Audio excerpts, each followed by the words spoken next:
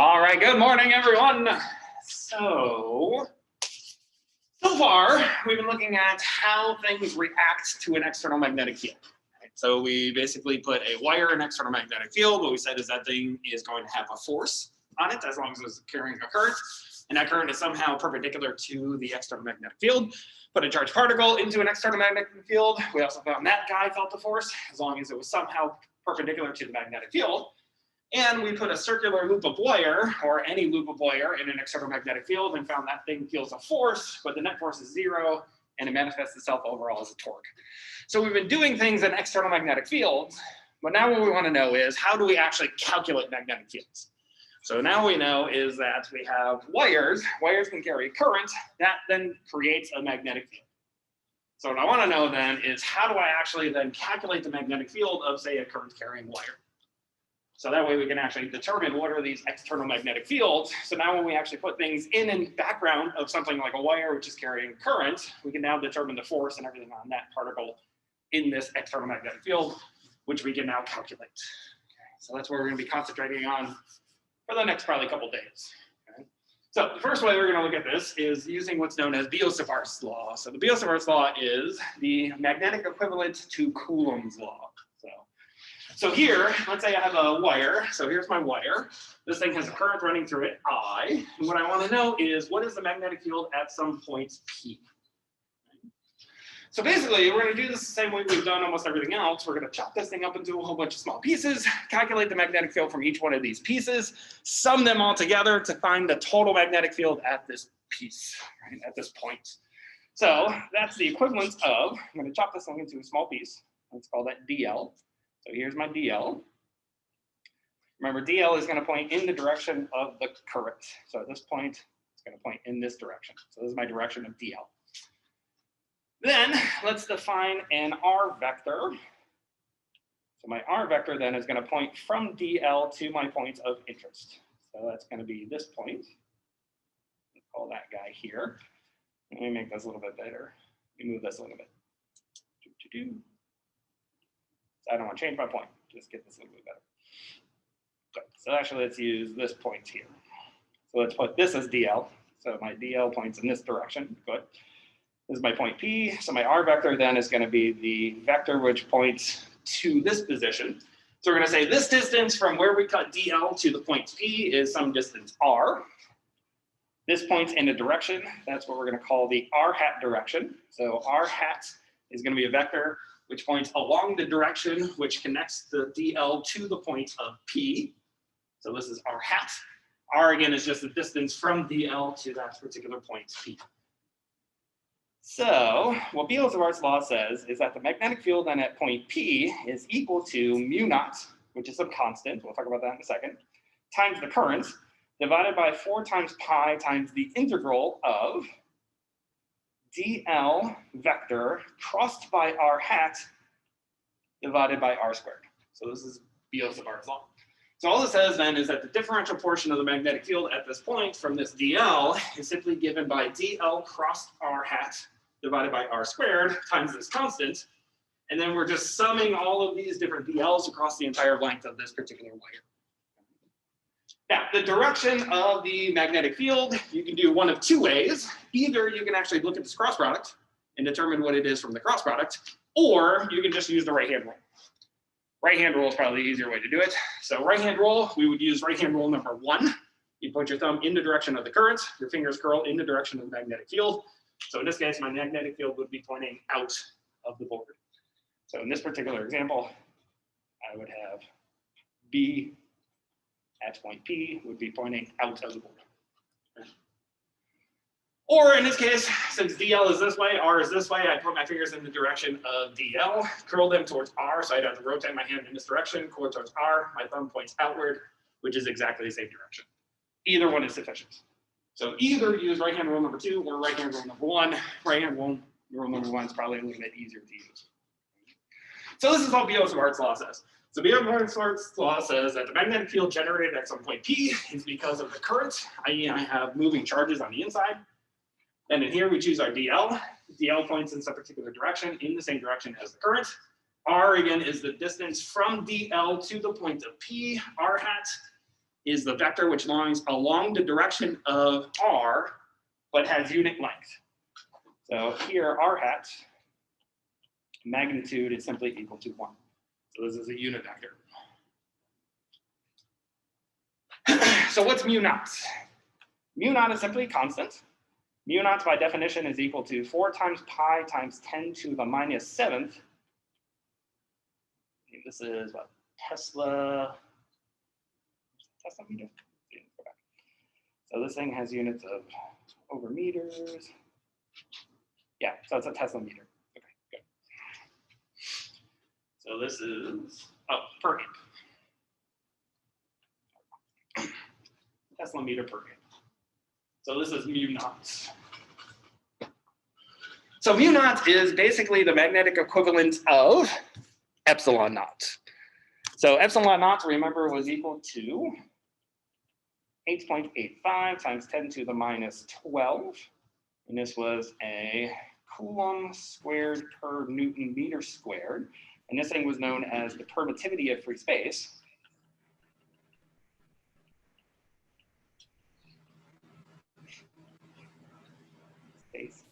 Right. This one is what's known as the permeability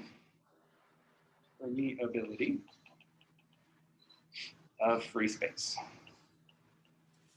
So again, this is just a magnetic equivalent of this guy. So this is magnetic, this is the electric. So again, permeativity of free space, then basically how readily easily was it for the magnetic field to permeate through all space. Permeability is then the equivalent of that. It's how readily easily it is for the magnetic field to permeate through all space. Now, we kind of talked about this before. I didn't make a really big deal out of this, but it turns out that when I go into a dielectric, this thing changes by a factor of kappa. So the permeability of free space now becomes the free permeability of the material, which then changes by a factor of kappa. The same thing then is true for mu naught. So if I'm inside of some sort of material, mu naught is also going to change by some sort of constant value. This will be important later when we actually talk about things like that. So let's do a few examples and let's see how this thing actually works. So the first one says we have a quarter circle. So a quarter circular loop of wire carries a current of I. The current enters and exits on straight line segments, which carry a current in radial directions away from the center of the circle.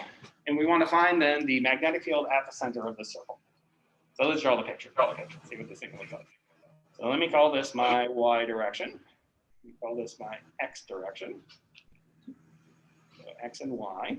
So what this is saying is I have a circular piece of wire, constant radius. So it's this guy. So has a radius of r. And then I have straight line segments. So there's this straight line segment here coming across the y direction, carrying current, say, in this direction. So the current is going through the wire in the clockwise direction, and then it is leaving along another straight portion of wire along the x direction, and this is the same current I. Our point of interest in this case then is the center of the circle, which is point C. So here what we want to know is, what is the magnetic field at point C? So what is the magnetic field at this point? So good. So first things first is we can imagine that this thing is actually 3 different pieces of wire. Right? I have this straight piece of wire, I have this circular loop or semicircle, and then I also have this straight wire. So what I can say then is that this thing is actually equivalent then to the magnetic field from the wire along the y-axis plus the magnetic field from the semicircle plus the magnetic field from the straight wire along the x-axis. Now, before we move on, let's go ahead and choose a DL for each one of these different sections and then talk about the different magnetic fields. So for each one of these, I'm going to simply choose a DL. So here, I'm going to have a DL. This DL then is going to point in the negative y direction because the current is moving in the negative y direction. So that's my DL here. For the semicircle, I'm going to choose some DL here. So at this point, my DL is moving tangential to the circle. So this is my DL direction. And then finally, for this portion, this is my DL, where this DL then is going to point along the positive x direction because that's the direction in which the current is moving. Now we're going to have then 3 different R's. So let's talk about the first R. So let me use yellow in this case. So in this case, this is the R for this DL. This then is the R for this DL. And this is the R now for this DL. So since I have 3 different R's, I also have 3 different R hats. So let me do each different R hats. So for the one along the y-axis, R hat then points in the direction of positive y. It points from the point of interest to DL. So this is R hat. For the semicircle, this is going to point along the radial direction. So this is R hat for him. And then finally, for this guy, the R hat is going to point in the positive x direction.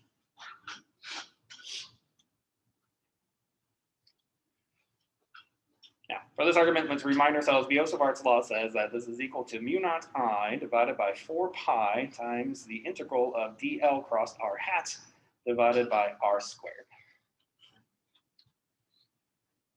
Now, let's think about this cross product here. So if I'm looking at this portion of the wire, the portion along the y-axis, what is the angle between r hat and dl? So in this case, if I think about this cross product, right, r hat is pointing in this direction, dl is pointing in this direction. Well, what's the angle between these two things? 180 degrees, right? So if I wrote this as a magnitude, this would be dl times the magnitude of r hat, which is simply 1, times sine of the angle between the two. Remember, magnitude of cross products always go with a sine of the angle, which means if I looked at the magnitude of this, this would be the magnitude of dl, which is simply dl, times the magnitude of r hat, which is 1, because it's a unit vector by definition, times sine of the angle between the two. So if my dl points this way, my r hat points this way, the sine of the angle between them is 180 degrees. What side of 180 degrees? 0. So because this one and this one are anti-parallel to each other, there is 0 contribution to the magnetic field from that portion of wire from the y direction. Okay with this? So my cross product tells me this guy has to give me 0 contribution. Now, what about this guy? So in this case, r hat points this way, dl points this way. What's the angle between the two of those? 0. What side of it? 0 degrees. Also 0. So the portion of the wire along the x-axis also gives me 0 contribution to the overall net magnetic field. Which means the only contribution I'm going to get is that from the semicircle.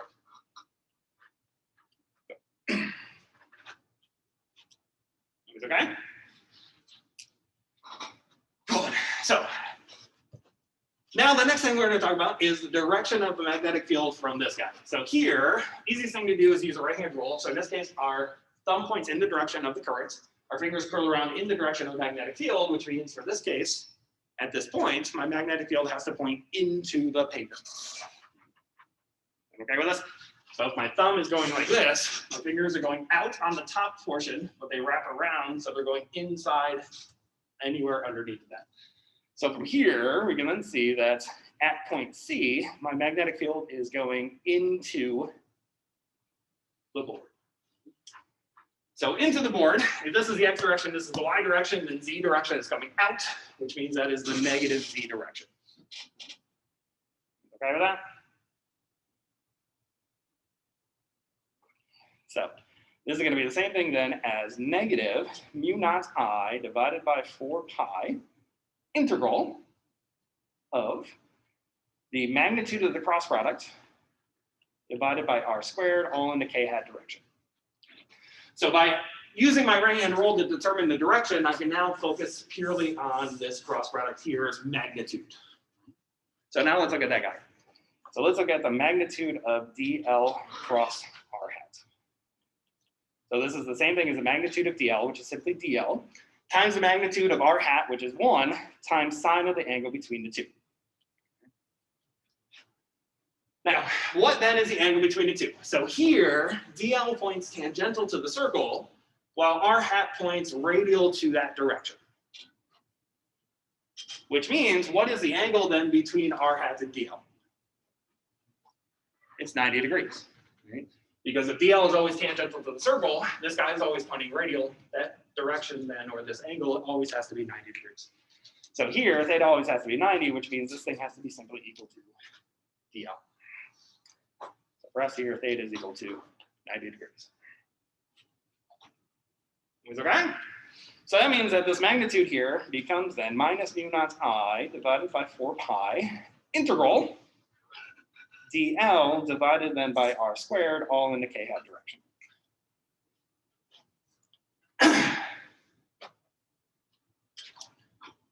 Now, what is dl and what is r? So r is just this distance from here to here, but r then is simply equal to the radius of the circle, which is what we call capital R. So for us, here little r is equal to simply capital R. So that guy's a constant. What is dl? So let me switch, go over here, make it a little bit bigger. So here's my semicircle.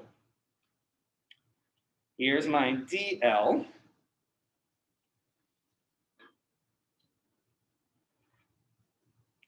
So in this case, I have what? R here. I have R here.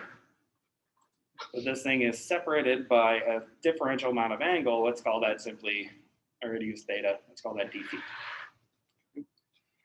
So here, dl is equivalent then to the arc length.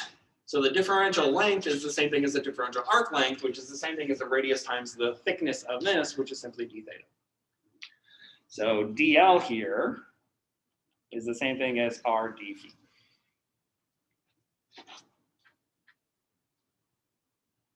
Okay, so we're just using arc length. Our arc length says S is equal to R times theta. So in this case, this has a theta of d theta, or d phi, we should say, and then this is our differential arc length. Okay, so good. Let's plug that back in here. So this finally becomes minus mu naught I over 4 pi integral r d phi divided by r squared in the k hat direction.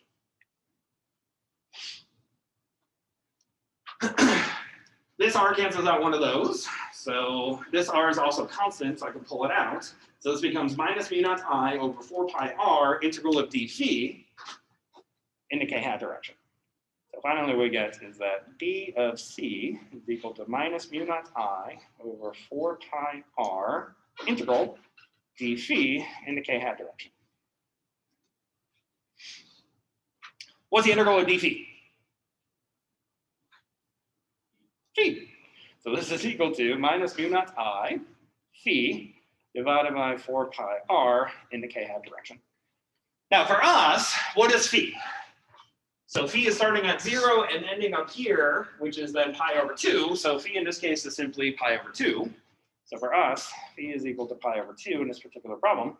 So that means my magnetic field then is equal to minus mu naught I divided by 8r in the k hat direction. So this is then my magnetic field at the center.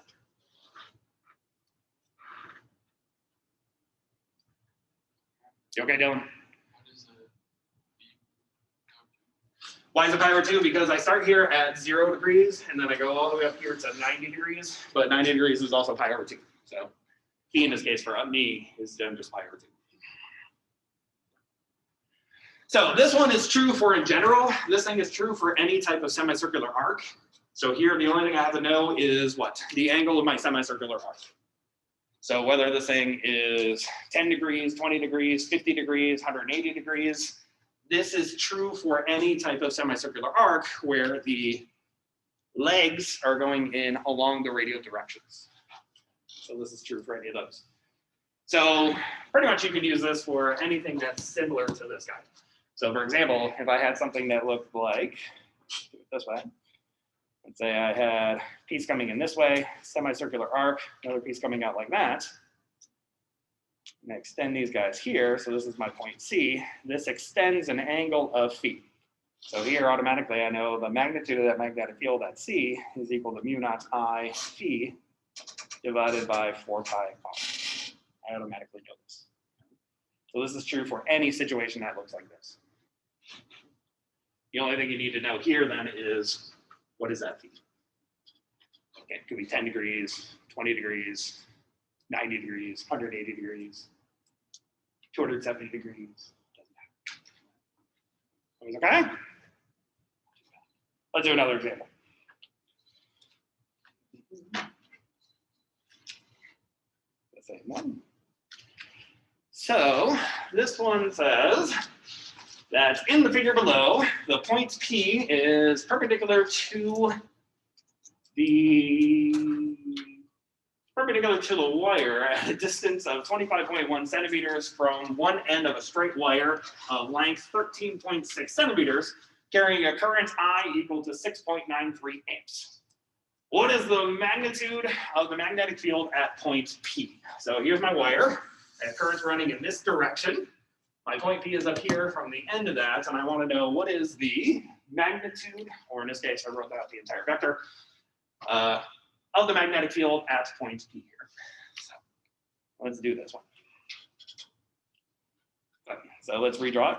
So here is my wire, my straight wire, carrying current in this direction, I, and then I want to know some distance here.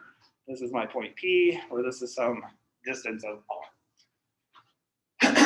So I want to know then, what is the magnetic field at point P?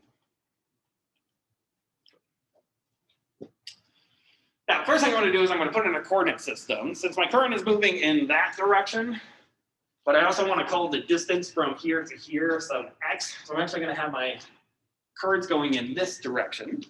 Or not my current, but my x-axis. So let's put my x-axis going this way. And it's called my y-axis up through this point, y. Now again, let's define our DL. So DL is going to be our small section here. So this is my DL. So DL then is going to point in this direction. So this is my DL. So from here, DL is simply going to be equal to dx, magnitude-wise anyway. R then is going to be the distance from DL to the point of P, so that's this guy. So this is my R. And again, R hat is the unit vector which points along that vector, or along that line that connects those points together. So this is my R hat. Now let's define this distance from DL to the origin as my distance of x. So this is my distance x.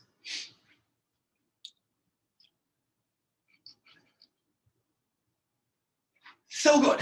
So let's look at everything here.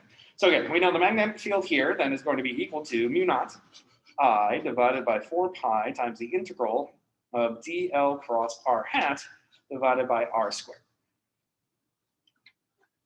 So first things first, again, let's determine the direction. So here, my thumb is going to point in the direction of the current. My fingers curl around in the direction of the magnetic field, which means at point P, the magnetic field is pointing out of the board, which means that here, my magnetic field here is simply pointing in this direction. This is B and P. Good. So good. So let's call that the k hat direction. So this is going to be equal to then mu naught I divided by 4 pi integral magnitude of dl cross r hat divided by r squared in the k hat direction.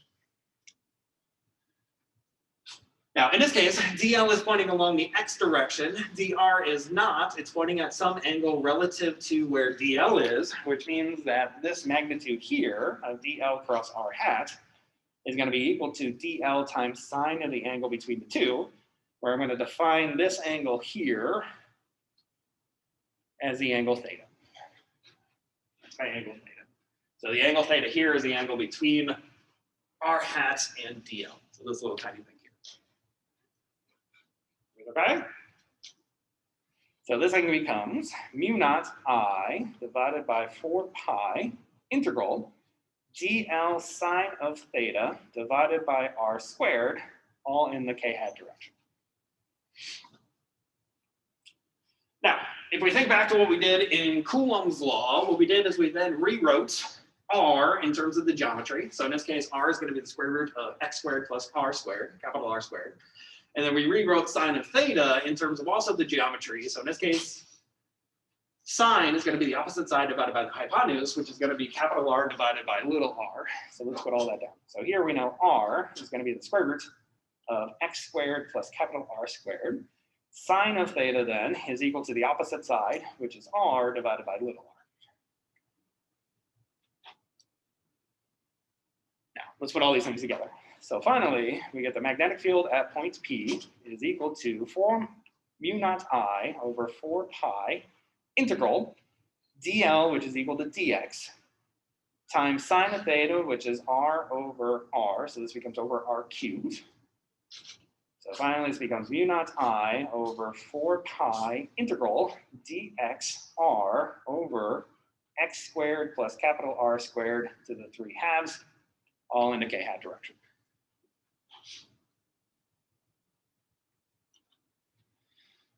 Now, just like we did with Coulomb's law, we have to integrate over the position where the current is actually going, which means here the current only exists between this end of the wire and this end of the wire. And what we're told in the problem is that this wire has a length of L, so we're going to integrate it from 0 to L in this case.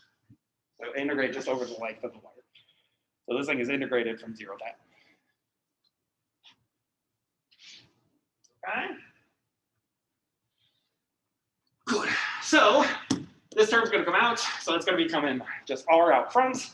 This integral we can then look up. What we find is that this becomes mu naught I divided by 4 pi, and my r on top. So this is going to become equal to, see if I can get this right. So this becomes x squared plus r squared square rooted x on top. You get a 1 over r here, and this is going to be evaluated from 0 to L, all in the k hat direction. So this is after looking up this particular integral. Or you can do it using the integration by parts or trig substitution. Either one of those would be fine. U substitution will not work in this case, so don't bother with U sub. Trig sub would probably be the easier one to do it. In this case, you just write this as a tangent, and life would be great.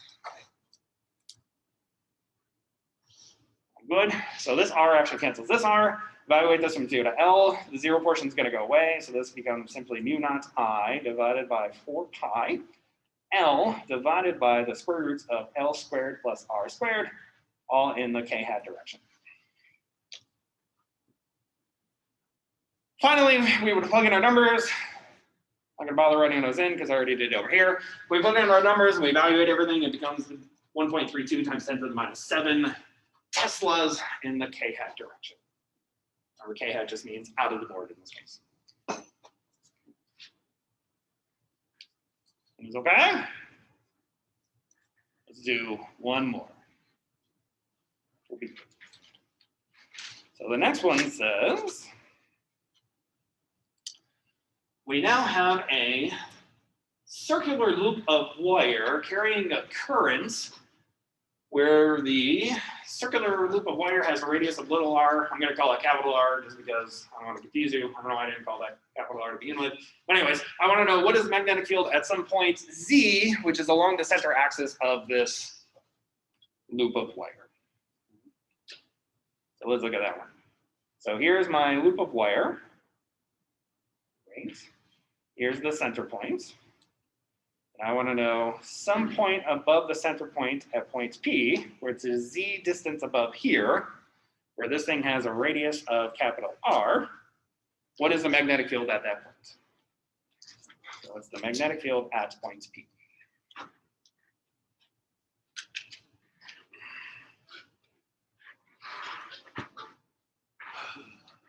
So let's put in a coordinate system just real quick.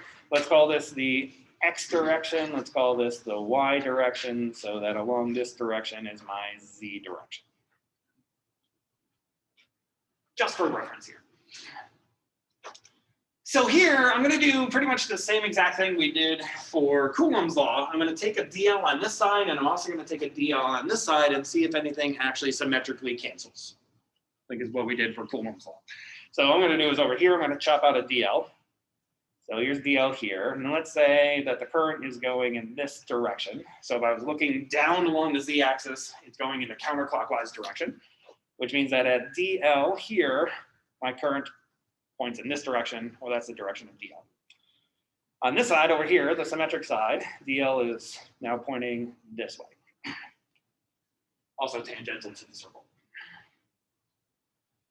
So on this side, that means R then is going to be this distance. which means r hat is this direction. This is r hat.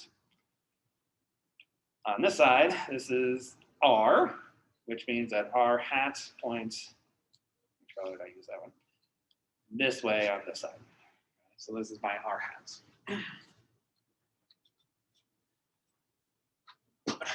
So let's think about what the current is doing to the magnetic field. So here, I can borrow this thing.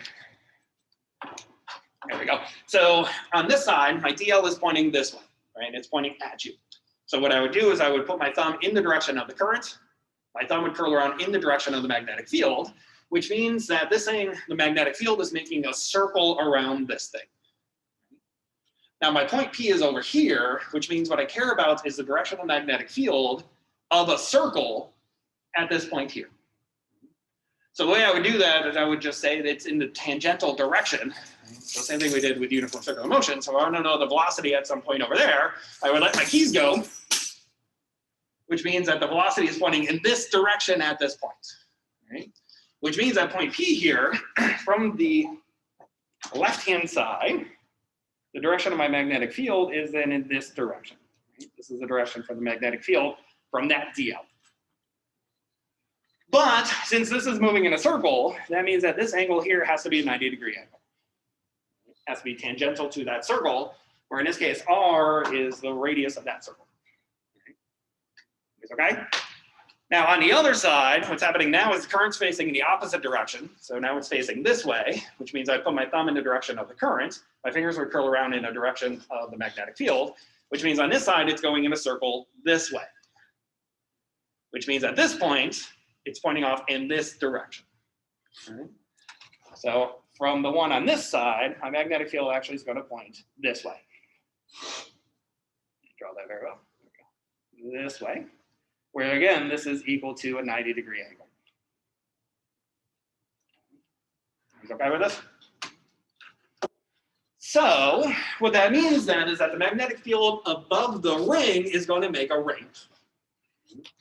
So my magnetic field up here is simply making a ring, which is doing this.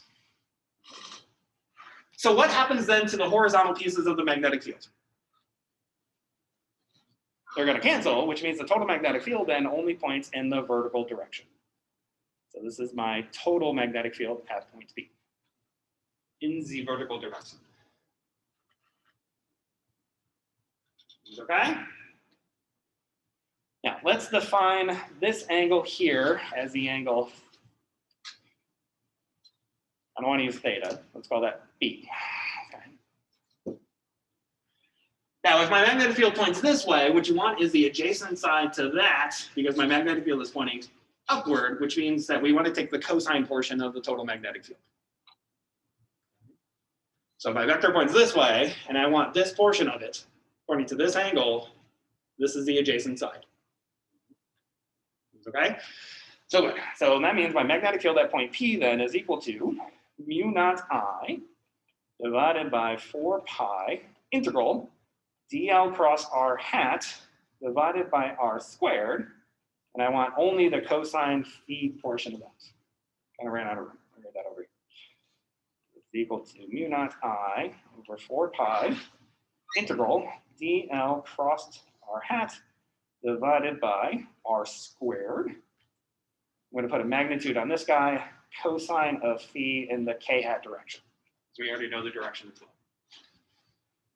well. Now here, this is where we have to be a little bit complicated, because what we want to do is rewrite cosine of phi in terms of the geometry, but notice that because I have this angle of 90 degrees here and here, that this angle phi is not the same as this angle alpha. These two are different. We'll talk about that in just a second. But first, let's deal with dl cross r hat. So let's look at this guy. So dl cross r hat magnitude is equal to what? dl times sine of the angle theta. So notice we have 3 different angles going on here. Theta is the angle between dl and r hat. Phi is the angle between the magnetic field and the z-axis. And then alpha is the angle between r and the z-axis. So we have 3 different angles. We'll specify what each one happens to be. Now, in this case, what is this angle of theta? We work on this side. So what's happening here is now DL is pointing this way. R hat is pointing this way. What is the angle then between this guy and this guy? Let me give you a hint. 90 degrees, right? So in this case, theta is actually simply equal to 90 degrees, which means DL sine of theta is simply equal to DL. Everyone okay with this? So this thing becomes mu naught I divided by 4 pi integral DL over R squared cosine of phi all in the k hat direction. Good. Now here, little r is just going to be the square root of z squared plus capital R squared. So let's go ahead and write that guy down. So we know that little r is equal to the square root of z squared plus R squared. That's him. Now let's deal with this angle here. What is the relationship between phi and alpha? Let me kind of redraw this over here. So here is my z-axis. Here's my magnetic field. They're pointing this way. So this is my B. This is my phi. Then we have a 90-degree angle here. This is 90 degrees. And then this is my R. And then this is my alpha. Okay? So what this says then is that this total angle that has to exist here has to be equal to 180 degrees. So from here, I have to have that 180 degrees is equal to phi plus alpha plus 90 degrees. Well, what's 180 degrees minus 90? 90, good. So I get 90 degrees is equal to phi plus alpha, which means then that's what? Alpha is equal to 90 degrees minus phi.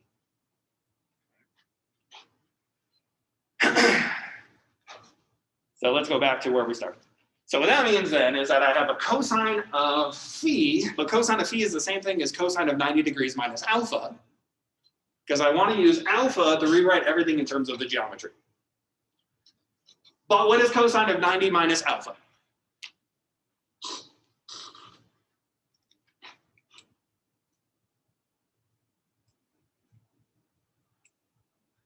So if I shift cosine by 90 degrees, what do I get?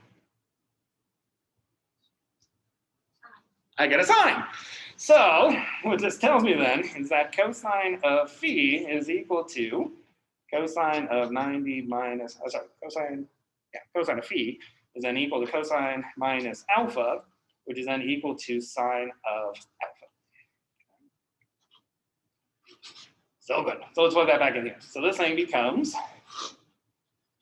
equal to mu naught I divided by 4 pi integral DL over R squared sine of alpha all in the k hat direction.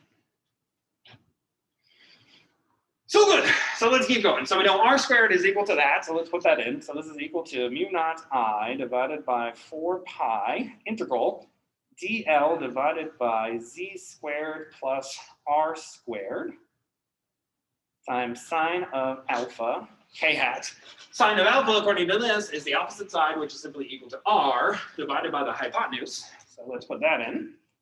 So this thing finally becomes B at P is equal to mu naught I divided by 4 pi integral. I get my DL R divided by Z squared plus R squared to the 3 halves all in the k hat direction. So here I'm using that sine of alpha is R over R.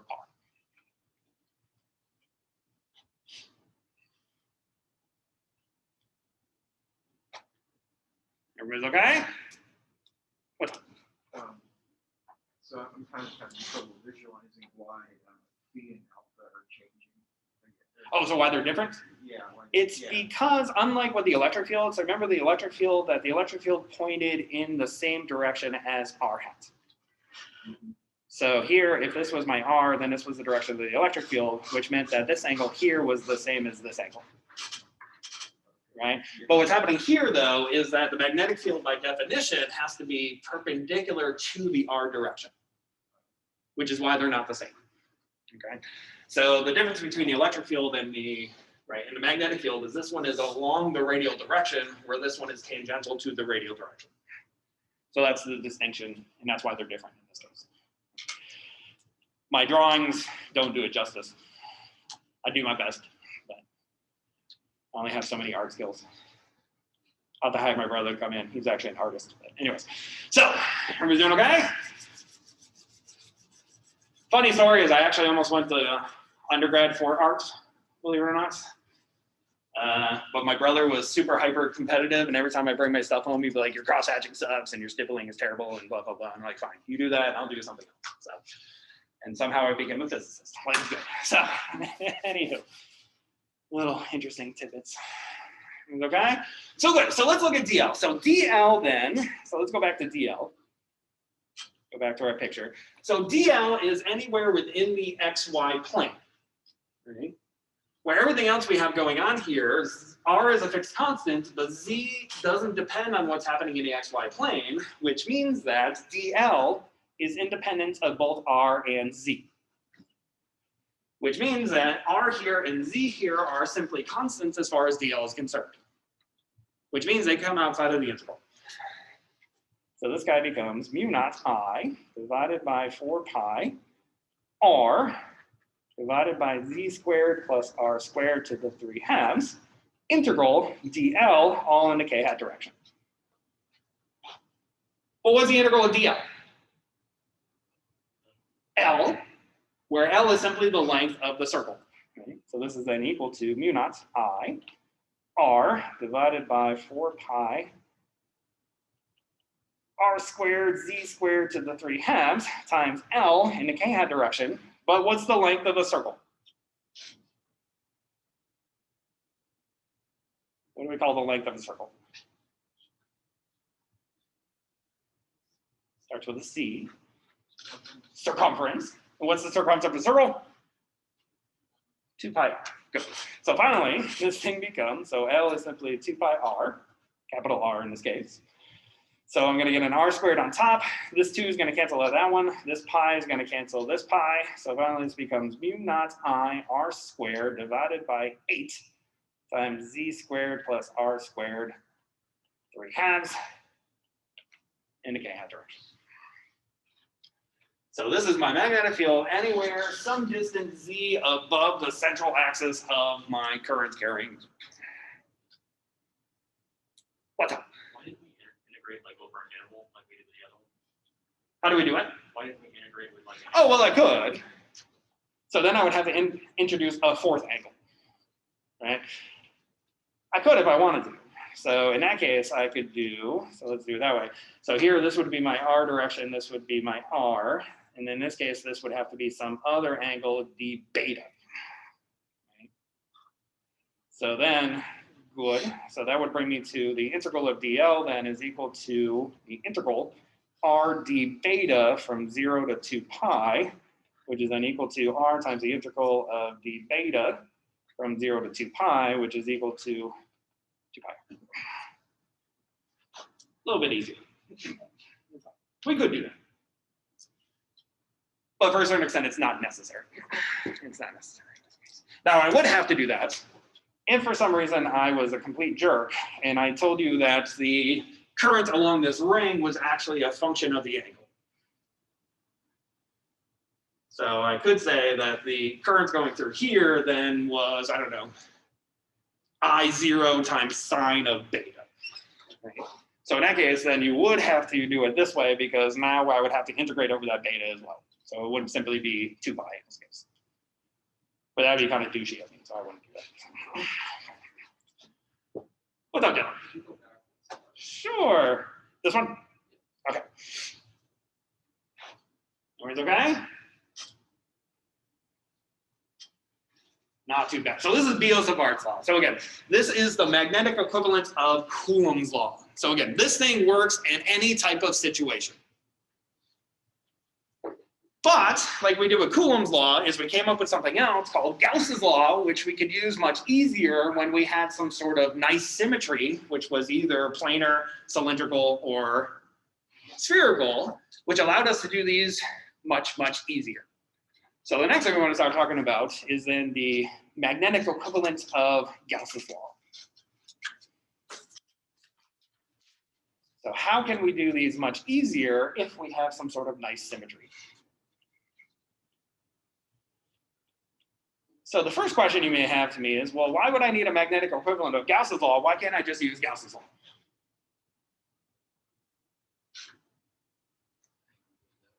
Be an interesting question, right? So here I could say, well, let's look at the magnetic flux, which is then equal to the integral of the magnetic field integrated over the differential area. And this has to be equal to something, right? Some sort of magnetic equivalence of this guy. So this would be Gauss's law, right? But what's the problem with using Gauss's law? So if I think about the fact that this thing has a current carrying wire doing something like this, what does a magnetic field always look like? Looks like closed circles. That's right. So what's happening here is if I have currents running in this direction, my magnetic field then has to be doing something like this around it, right? Now, what would Gauss's law then do for me? Well, here I have to choose some sort of Amperian, or sorry, not Amperian, jumping gun, Gaussian surface, which is then a three-dimensional surface and integrate over the surface of that, right? So let's say, for example, I integrated over some sort of cylinder. So let's say here's my cylinder I'm going to integrate over.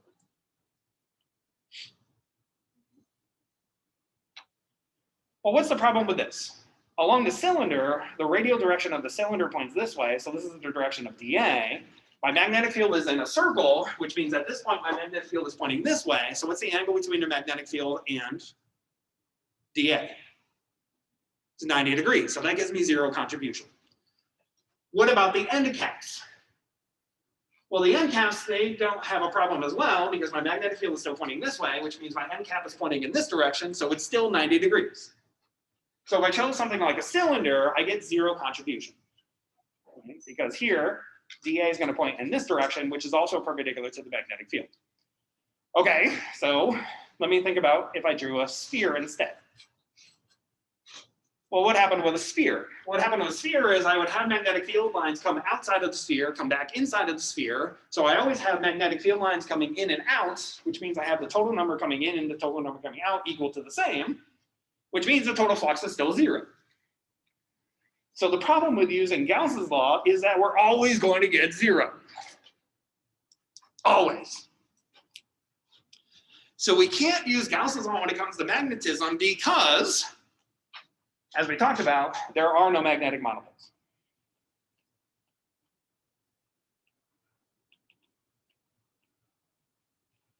Magnetic fields always come as dipoles, always.